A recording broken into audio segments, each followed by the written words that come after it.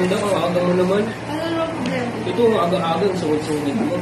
Anong gagawin natin dito? Titigan mo na. Tapos, ganito na lang. Total, late ka naman, may good news ako para sa'yo. Alam mo ba, sa school natin, valedictorian. Alam mo, ganun.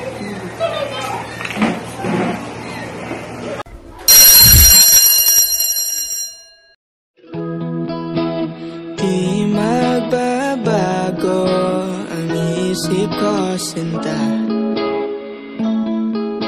Ikaw pa rin ang pipiliin, kahit na araw-araw nang nasasaktan.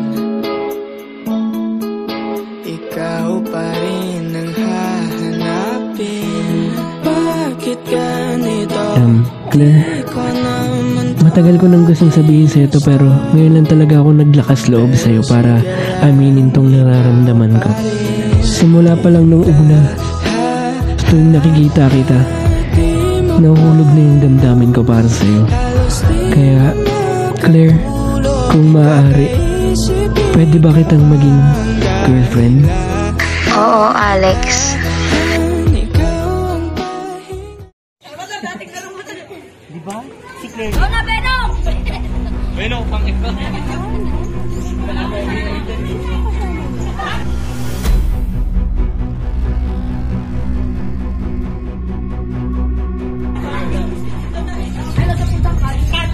Anak mo. Aling ka? Sino yung kasama mo sa labas? Nakita kita. At saan ka pupuntang visit ng bata ka?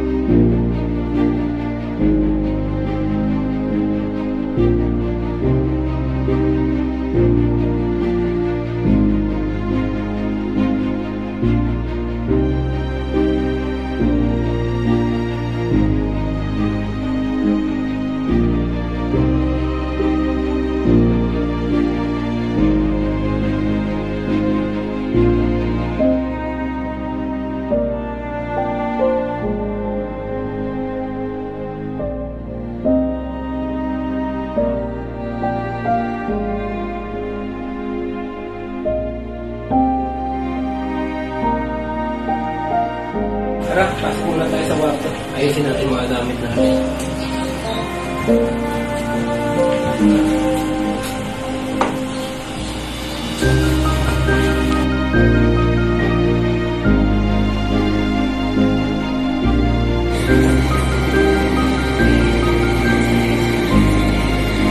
Hey, baby.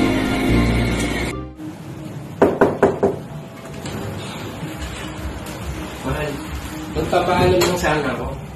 Bibili ako ng pagkain sa labas. Okay lang. Ingat ka dito. Tawagan mo ako pag may emergency. Ha? Bye-bye. Lahat.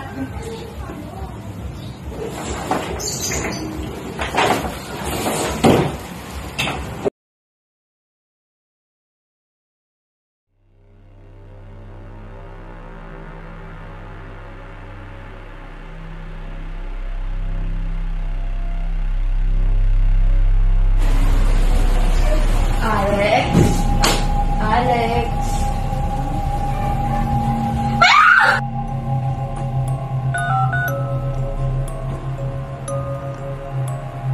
Sagutin mo na, please. Sagutin mo na.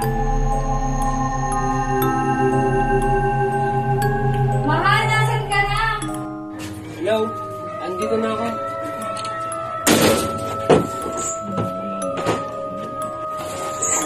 Andito na ako.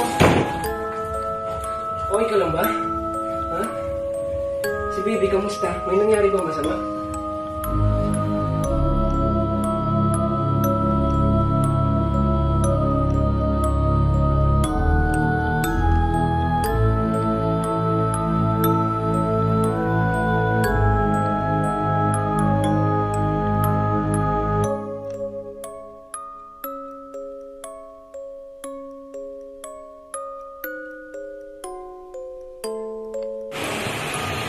Kumusta araw mo?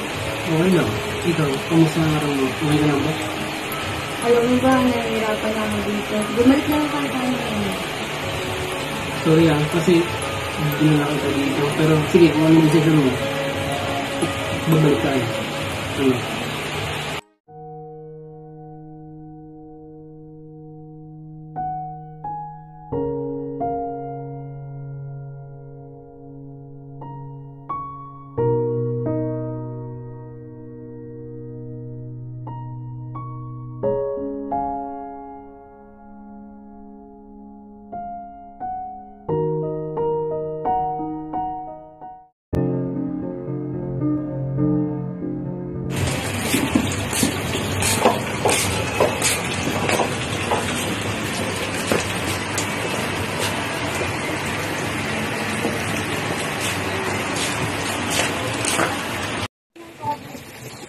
Pasensya na po sa nangyari Okay lang ito. Sorry din sa mga nagawa ko sila.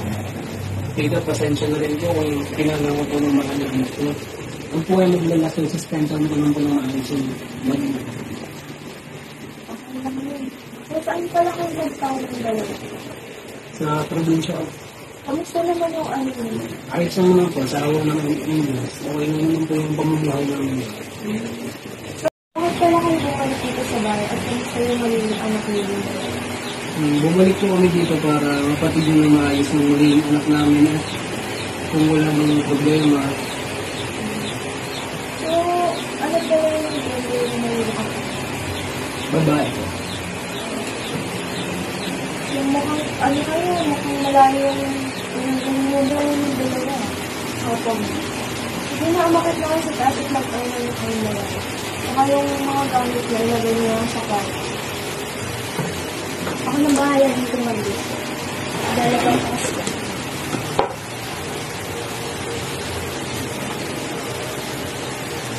Sige na, umakit na kayo sa taas.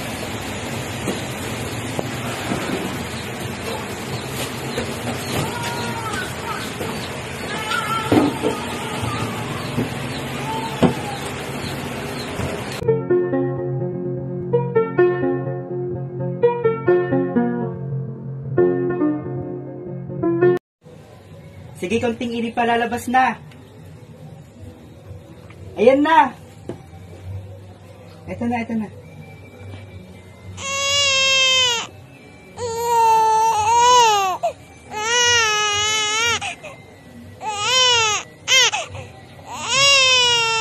Ang ganda naman ng anak natin.